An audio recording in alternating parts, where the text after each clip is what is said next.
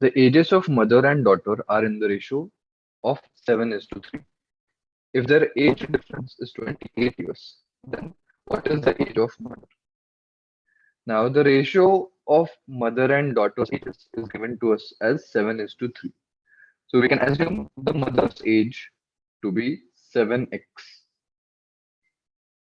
and the daughter's age, therefore, we can assume it to be 3x. So the difference between their ages will be equal to 4x. But it is given to us that age difference is 28 years. So we can have an equation as 4x is equal to 28.